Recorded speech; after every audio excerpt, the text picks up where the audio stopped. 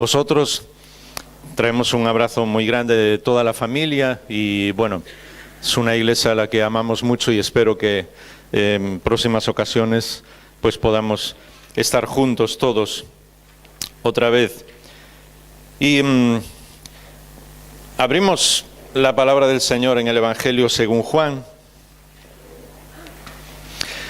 Para mí es un honor, un privilegio poder comenzar esta serie de estudios y hablando sobre la familia. Y vamos a ir a un momento en la vida del Señor Jesús, además el primer momento de su ministerio en la vida del Señor Jesús en el Evangelio de Juan y el capítulo 2. Y son unos versículos que usamos en muchas ocasiones normalmente cuando es una boda, y no nos damos cuenta de que lo que hizo el Señor en aquel momento era mucho más de lo que nosotros imaginamos. De hecho, en el Evangelio según Juan capítulo 2 y el versículo 11, cuando termina la historia, Juan 2:11 dice: este principio de señales hizo Jesús en Caná de Galilea. Y cuando está hablando de principio, está hablando de la primera señal, y no solamente la primera señal, sino la base de todas las demás, el fundamento de todas las demás señales. Es como si dijera, a partir de aquí es lo que el Señor comienza a decir, a enseñar, a hacer, a proclamar el reino de Dios, y no podemos comprender nada de lo que Él está haciendo después, o lo comprenderemos de una manera muy leve, por decirlo de alguna manera, si no comprendemos qué está haciendo aquí en el primer momento, por qué Él se presenta en una boda y lo que hace en esta boda. Así que nos está enseñando antes que ninguna otra cosa que la familia es la clave de todo, y es genial que la Iglesia dedique estos días a afianzar todo lo que es la familia. Nos va a decir situaciones muy concretas que van a tocar nuestro corazón, pero nos va a decir también cuál es el secreto del Evangelio. Así que todo comienza en una boda. El comienzo absolutamente de todas las cosas y sobre todo del ministerio del Señor Jesús. Dice el versículo 1 del capítulo 2 del libro de Juan, vuelvo a repetir, recordaos, es su presentación delante de todos, que al tercer día se celebró una boda en Caná de Galilea y estaba allí la madre de Jesús. Entonces Jesús fue invitado con sus discípulos a la boda. Y cuando se acabó el vino, la madre le dijo: no tienen vino. Recordáis bien todo cómo sigue la historia. Y dice que el versículo 6, había allí 6 tinajas de piedra puestas, fijaos en ese detalle, y salto algunos versículos porque conocéis muy bien esa historia, como digo, se ha hablado muchas veces en las bodas. Dice que había 6 tinajas de piedra puestas para ser usadas en el rito de la purificación de los judíos. Y en cada una de ellas cabían 2 o 3 cántaros, 6 tinajas. Cada cántaro normalmente tenía alrededor de entre 40 y 50 litros, así que estamos hablando de más de 600 litros de agua. Vais a ver que todos los detalles tienen importancia. Y el Señor Jesús dijo: sacad ahora y llevadlo al maestresala, al que estaba organizando la boda, y se lo llevaron. Y cuando el maestresala probó el agua convertida en vino, y como no sabía de dónde era, pero los que la servían, que habían sacado el agua, sí lo sabían, entonces el maestresala llamó al novio y le dijo: todo hombre sirve primero el vino bueno, y cuando ya ha tomado bastante, entonces el inferior. Pero tú has guardado hasta ahora el vino bueno. Y entonces es cuando dice este principio de señales. Alguien dijo una vez que una imagen vale más que 1000 palabras. No estoy completamente de acuerdo, a veces sí. Pero no hubo ninguna manera mejor de explicar esa conversión del agua en vino cuando llevan las tinajas y el Señor ve las tinajas, que un escritor cuando dijo que el agua vio a su Creador y se sonrojó. Y es una imagen realmente impresionante, dicha con palabras. Claro, hemos hablado mucho sobre eso, sobre la conversión del agua en vino, qué significa, pero no nos damos cuenta de todo lo que el Señor quiere hacer y por qué habla de ese principio de señales. ¿Sabéis por qué? Porque esas tinajas eran justo las tinajas de la purificación. Pero la clave en esta historia, y lo vamos a ver en un momento, es que en primer lugar y antes que ninguna otra cosa, el Señor fue invitado a esta boda. Y esa es la clave en nuestra vida también. Y lo vais a estar escuchando no solamente en los devocionales, en las predicaciones durante los próximos días. La clave en la vida es el Señor Jesús. Si Él no está, podemos explicar muchas cosas, principios en cuanto a lo que son las relaciones familiares, en cuanto al matrimonio. Pueden ser muy buenos principios, nos pueden ayudar por momentos, pero si el Señor Jesús no está, no vamos a llegar a ningún lugar. Así que la clave en este momento, y lo vamos a ver más adelante, es que el Señor sea la persona central en nuestra familia, la clave en todo. Pero ahora entramos en ese pequeño detalle de las tinajas. Y entramos en el detalle de por qué les faltó el vino. Sabéis, el vino representaba un poco lo que era la relación con el Señor en el Antiguo Testamento. Y lo que estaba sucediendo es que el pueblo se había alejado tanto de Dios que les había faltado el vino. Y el vino representaba siempre lo que es la alegría, lo que es el gozo dentro del corazón, lo que significa vivir de una manera diferente, lo que significa disfrutar de la vida. Y el pueblo no había comprendido que Dios los había creado, nos ha creado a todos y ha creado la familia y ha hecho todo lo que somos y tenemos para que disfrutemos con Él y disfrutemos de todos sus regalos, de todas sus bendiciones. Así que uno de los mayores problemas que tenemos es que no hemos podido aprender o no hemos aprendido o no hemos sabido disfrutar de quiénes somos, de lo que Dios ha hecho con cada uno de nosotros y de las personas que nos rodean, de nuestra familia y de nuestros amigos. Y por eso, cuando no sabemos disfrutar, es una parábola, el vino se acaba.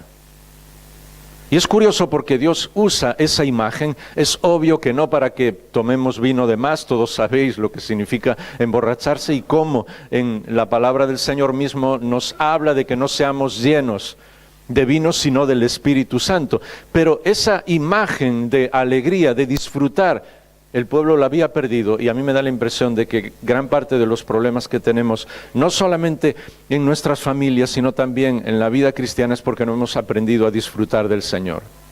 Y por eso el detalle que cuando el Señor hace que el agua se convierta en vino, podría haber hecho de muchas maneras diferentes. Incluso habría podido crear el vino de aquel momento igual como cuando multiplicó los panes y los peces. ¿Recordáis la historia? Él podía haber hecho lo que quisiera, pero ¿sabes lo que hizo? Les dijo, tomad las tinajas de la purificación, es decir, del rito que ellos tenían, el rito religioso, porque el Señor les había dicho, hay una ley en el Antiguo Testamento que tiene que ver no solamente con las cuestiones religiosas, sino con las cuestiones sanitarias, que eran por el bien del pueblo. Y era una ley que nosotros decimos ahora mismo, y decir ley parece casi complicado hablar de esa palabra, pero es de lavarse las manos antes de comer.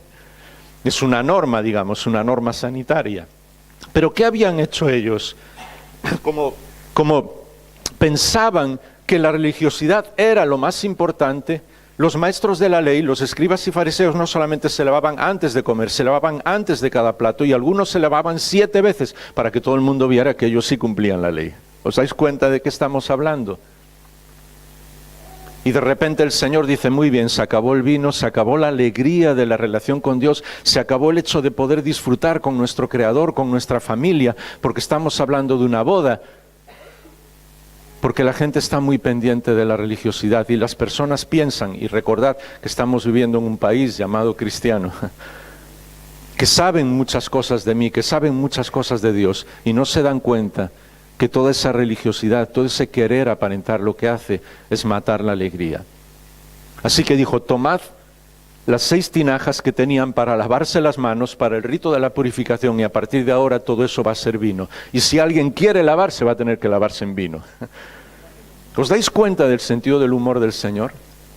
Y viene para traer una alegría desbordante, porque estamos hablando de más de 600 litros de vino, y es obvio que no se lo bebieron, por muchos invitados que fueran, y aunque las bodas duraban varios días. Pero lo que él está diciendo es que está trayendo una alegría a raudales, un sentido de disfrutar de una manera extraordinaria. Y eso es lo que Dios quiere hacer en mi familia personalmente y en la de cada uno de vosotros. Independientemente de las circunstancias, de las dificultades y de las situaciones, incluso de sufrimiento que alguno puede estar pasando, que las hay, y a veces situaciones muy complicadas. Pero Dios incluso en esas situaciones complicadas lo que quiere es acabar absolutamente con todo lo que suene a religiosidad, con todo lo que suene a aparentar, y hacer algo profundamente diferente. Viene a traer el reinado de la alegría, y lo que hace es convertir el agua en vino. Así que ahora de principio, y ya entramos en lo familiar porque creo que ha sido una introducción demasiado larga y espero que me perdonéis, nosotros decidimos qué vamos a defender. ¿Vamos a defender lo que Dios nos dice o queremos defender nuestras ideas? ¿Defendemos nuestras ideas o vamos a amar a Dios? Porque ese fue el principio, fue el primer momento. El Señor marcó, por así decir, el rumbo, como estamos viendo hoy, el rumbo de la barca de su ministerio, diciendo: es algo completamente nuevo, no se trata de nada de religiosidad, se trata de la alegría del Creador, de una transformación por completo de las personas, de que tu vida sea completamente diferente. ¿Vas a vivir así o no? Y ellos dijeron no. Es triste, pero es así. Porque a lo largo de toda su vida, cada vez que el Señor derrochaba esa alegría, ellos les señalaban.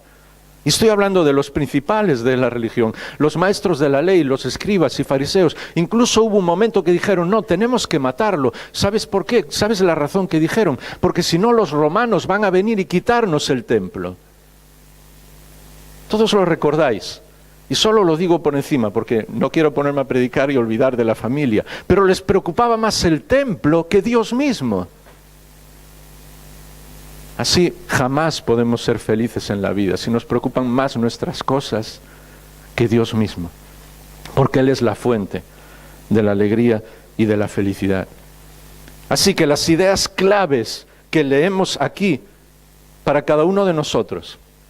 Y normalmente cuando hablamos de familia siempre pensamos en el otro. Mi mujer, mis hijos, mis padres, mis hermanos. No, es para uno, para mí. Y el Señor sabe que es en primer lugar para mí en esta mañana. Y esa es la mejor manera de leer esta historia. Las ideas claves para cada persona. Y todos, absolutamente todos, estamos en una familia. Porque si has venido al mundo por una mamá.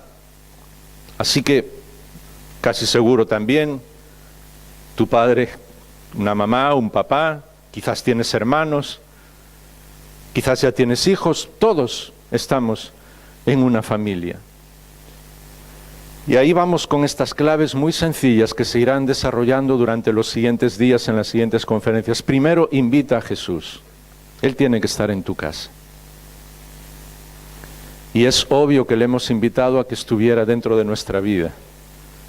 Pero es curioso porque a veces nosotros pensamos que nuestra vida personal y nuestra vida religiosa es una y luego la vida en nuestra casa es otra. La vida de los negocios es otra, la vida de la diversión es otra, la vida del dinero es otra. Como que dividimos muchísimas situaciones. No, invita al Señor a tu casa y dile: Señor, esta es tu casa.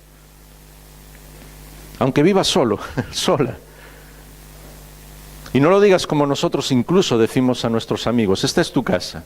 Entonces tú dices: muy bien, mira, aquí esto no me gusta, vamos a cambiar este cuadro. Y dicen: no. Invítalo y dile: Señor, es tu casa, haz lo que quieras. Porque eso fue como comenzó la boda. Así que búscale en todo momento. Cuando les faltó el vino, ¿qué hicieron? Fueron a buscar al Señor. ¿Hay algo que te está faltando? Sea lo que sea, en cualquier relación, en cualquier situación, búscale. Dile: Señor, mira, tengo un problema y necesito que lo soluciones, porque yo no puedo. Y yo no sé si vosotros podéis resolver algunos de los problemas, a veces difíciles, que tenemos en la familia. Yo me he sentido y me siento incapaz muchas veces. Y día tras día tengo que volver a decir al Señor: Señor, mira, te necesito para esto, ¿sabes? Así que búscale cuando haya una situación difícil. Y no solo eso, ve un paso más allá. Háblale y escúchale siempre. Porque a veces incluso caemos en ese riesgo de solamente hablar con el Señor cuando le necesitamos. Y la clave, no solamente en la familia, sino en la vida personal, es que le hablemos y le escuchemos siempre. En todo momento. Que le digamos lo que hay en nuestro corazón. Y a veces incluso que nos quejemos, porque en la Biblia hay personas que se quejan cuando no entienden lo que está sucediendo. Dios permite, no solamente permite, ama cualquier respuesta de nosotros. Lo único que Él no puede soportar, y sé que entendéis esta manera de hablar, es que le demos la espalda. Como ningún padre puede soportar que sus hijos le den la espalda. Así que búscale, háblale, escúchale. Es obvio que por medio de la oración, por medio de su espíritu, por medio de la palabra, lo vais a ir viendo en los próximos días. Pero la clave es que Él esté presente siempre. Y cuarto, que muy pocas veces decimos, obedecerle incondicionalmente, pero con todo el entusiasmo. ¿Sabes por qué? Muchas veces los detalles de las historias nos enseñan lo que puede ser trascendental en la vida, porque cuando el Señor le dijo, mira, están ahí las tinajas de la purificación, llenarlas de agua. ¿Y sabes lo que ellos hicieron? Dice que las llenaron hasta el borde, hasta arriba de todo, hasta donde no cabía más. Así que eso es una obediencia, y es una obediencia entusiasta, porque pudieron decir, bueno, pues vamos a echar un poco de agua aquí, o vamos a... No. Le obedecieron literalmente, las llenaron hasta el borde. En primer lugar, eso nos enseña que no hubo ninguna posibilidad de falsificación. Era agua y después era vino hasta el borde. Pero también ese entusiasmo de que cuando el Señor nos dice algo, nosotros decimos, pues sí. Y si el Señor te dice hacer una cosa, tú dices, pues yo lo voy a hacer hasta el borde. Es decir, hasta lo máximo que pueda hacer. Porque hay dos maneras de obedecer. Una es hacerlo sencillamente porque es nuestro deber. Cuando alguien nos dice algo, dice, sí, lo voy a hacer. Solo ver tu cara ya asusta. O decir, pues sí, lo voy a hacer. Y entusiasmarte en lo que vas a hacer. Eso es una clave para la vida y para la vida en la familia. Y entonces terminamos con esas 6 tinajas. Muy simple, muy sencillo. Y si me permitís quizás solo un minuto para definir cada una de ellas. Y esto sí es poético, ¿vale? No son 6 razones o 6 cuestiones que nos ayudan en la vida de familia sencillamente por ese número. Es sencillamente porque eran 6 tinajas y eso nos ayuda a recordar. Puede que haya muchas más y vais a ver muchas más. Pero primero hablamos de la trascendencia de la comunicación. Sea quien sea la otra persona de la familia, necesitamos aprender a decir las cosas, a decirlas con amor y también a saber escuchar. Son 3 pasos muy sencillos. Vais a tener un tema sobre comunicación, pero lo vais a recordar, porque muchas veces sí decimos las cosas, pero las decimos como no debemos decirlas. Y más hoy en las redes sociales donde no puedes ver el rostro de la otra persona. Eso es muy peligroso. Una misma frase puede significar cosas muy diferentes. Decirle a alguien que quieres no seas tonto puede tener un significado muy diferente según el tono y según tu mirada y según tu sonrisa. ¿Me entendéis? Así que necesitamos aprender a decir las cosas con amor y sobre todo necesitamos aprender a escuchar. Demasiadas veces pensamos que comunicarnos es hablar, explicarle a la otra persona y no nos damos cuenta que muchas veces hay que cerrar la boca, escuchar lo que la otra persona está sintiendo y lo que está pasando. La segunda tinaja es obvio, sería la alegría.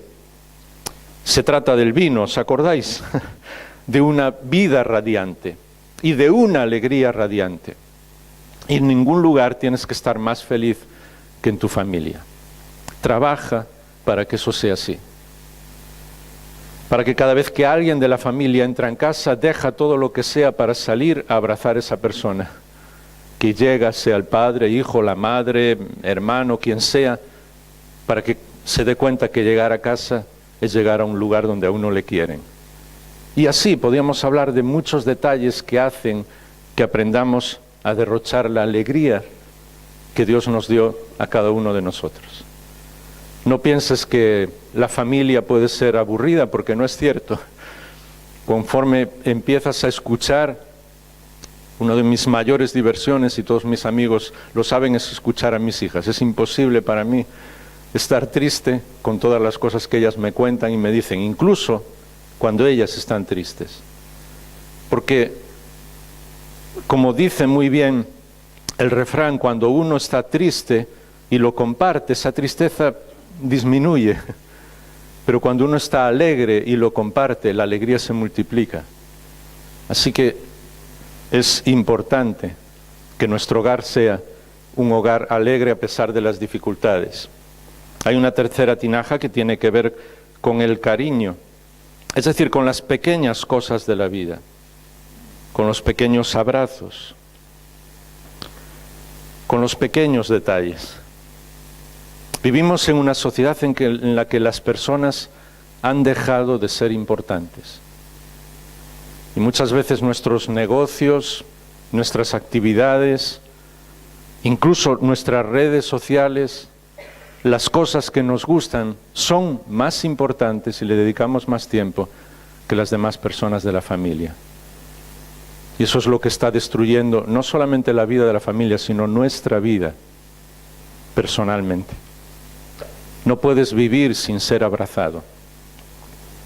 Conté una vez que había visto un resumen de un equipo de psiquiatras que habían celebrado un congreso en un país del primer mundo hace varios años. A mí me impactó las consecuencias, las conclusiones, a las que llegaron.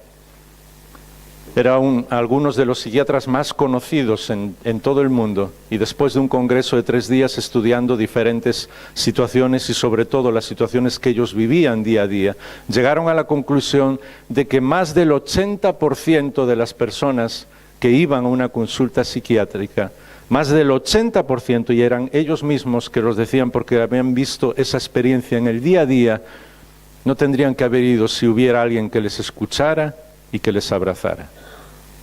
Algo tan sencillo como eso. Queridos hermanos, escuchar y abrazar no cuesta nada. No tienes que hacer incluso ningún esfuerzo sobrenatural, solamente amar a otra persona.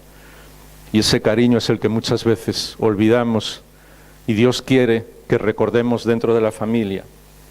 La cuarta tinaja tiene que ver con la fidelidad. Fidelidad siempre. Fidelidad a las personas de nuestra familia. ¿Cuál es el legado que vamos a dejarles? Cuando un día el Señor nos lleve, cuando nuestra vida aquí se acabe y empecemos la vida eterna, mejor dicho, disfrutemos de la vida eterna corporalmente, porque ya la hemos comenzado aquí. ¿Qué pensarán? ¿Qué dirán de nosotros? ¿Y qué pensaremos nosotros mismos? ¿Sabéis? He tenido algunos amigos que por diferentes circunstancias, si ya uno va teniendo una edad, ya han fallecido. Nunca he encontrado una sola persona que dijera antes de morir o en los meses anteriores o cuando se le ha hablado de algún problema de cáncer o de alguna cosa así, nunca he encontrado una sola persona que me dijera, me habría dedicado, sabes, me siento mal, me arrepiento de no haber dedicado más tiempo a los negocios. Me arrepiento de no haber sido más ambicioso, de no haber comprado más cosas, de no haber... No, nadie dice eso.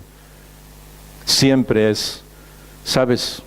Tengo dolor por no haber pasado más tiempo con mi familia, no haber disfrutado más con ellos, no haberles dedicado mi tiempo, no haber dejado un legado de amor y gracia a las personas que están a mi alrededor. Ese es el mejor legado que podemos dejar. La quinta tinaja es el perdón. Si no sabemos perdonar, no sabemos vivir. Y habrá más adelante un tema sobre el perdón, pero recuérdalo. A veces hablamos sobre la base del perdón, para mí está muy clara.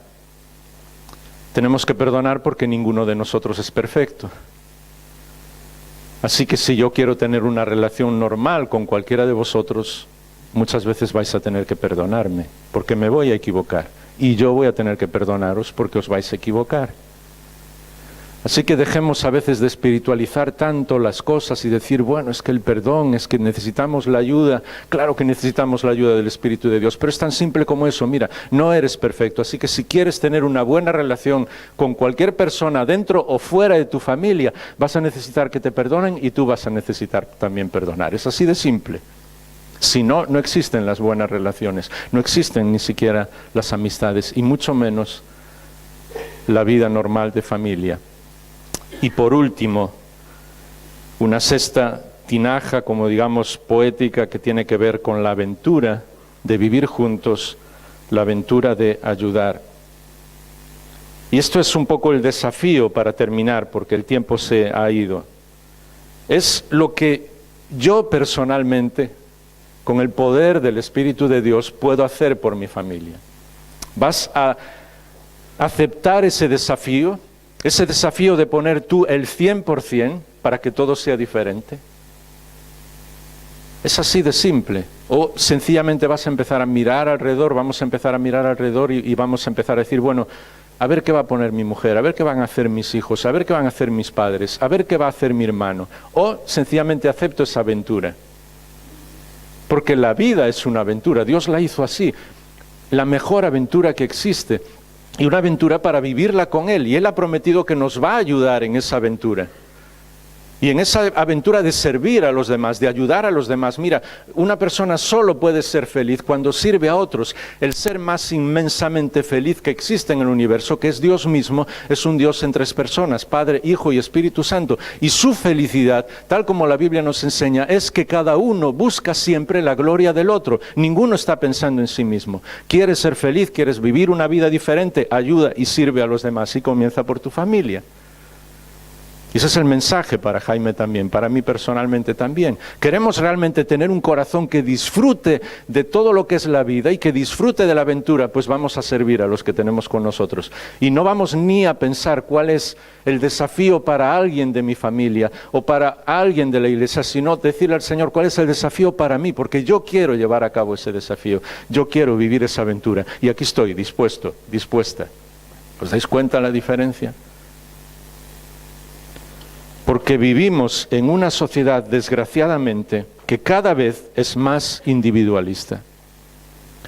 Que los temas en todos los lugares, y a veces es triste, pero incluso también en la iglesia, tienen que ver con temas como autoestima, cómo cumplir tus sueños, cómo llegar a donde Dios quiere que llegues, cómo vivir de una manera diferente, cómo ser un triunfador. No estoy en contra de nada de esto, sé que me entendéis por dónde voy, pero siempre es pensando en nosotros mismos.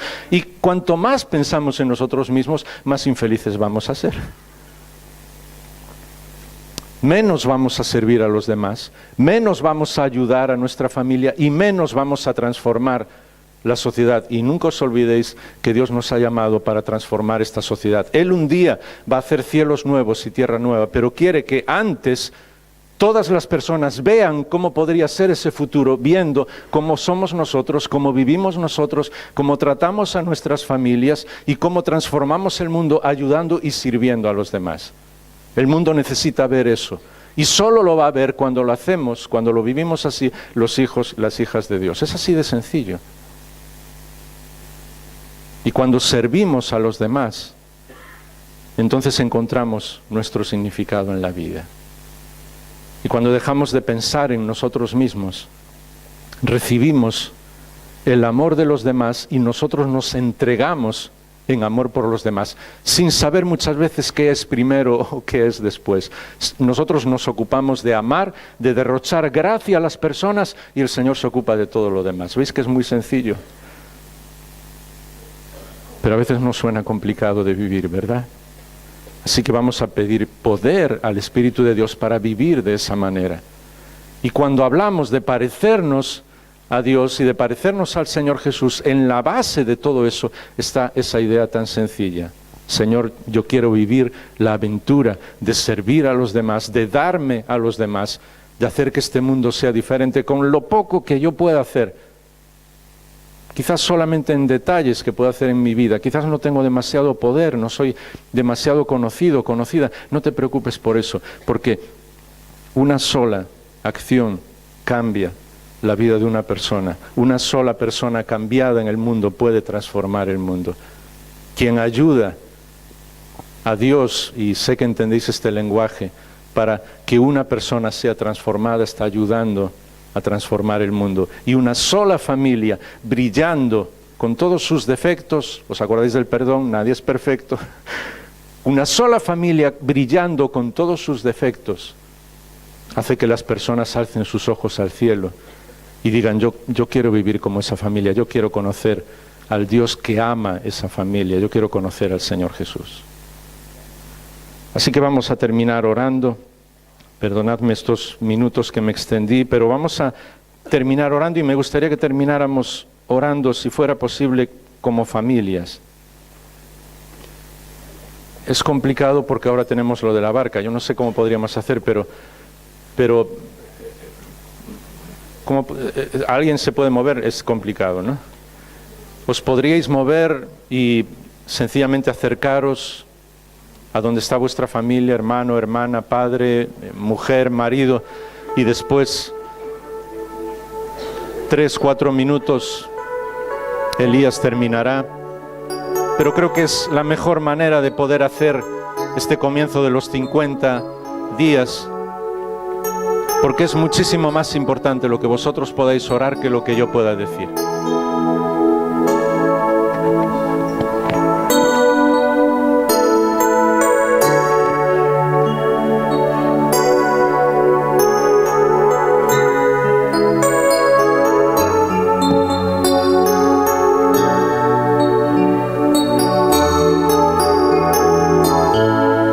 Si alguien no tiene nadie de su familia cerca, ayudadle. Quizás de los voluntarios o de alguien que esté solo, pues por 5 minutos lo adoptáis, la adoptáis. Buscáis a alguien que esté solo, que nadie se quede solo para orar.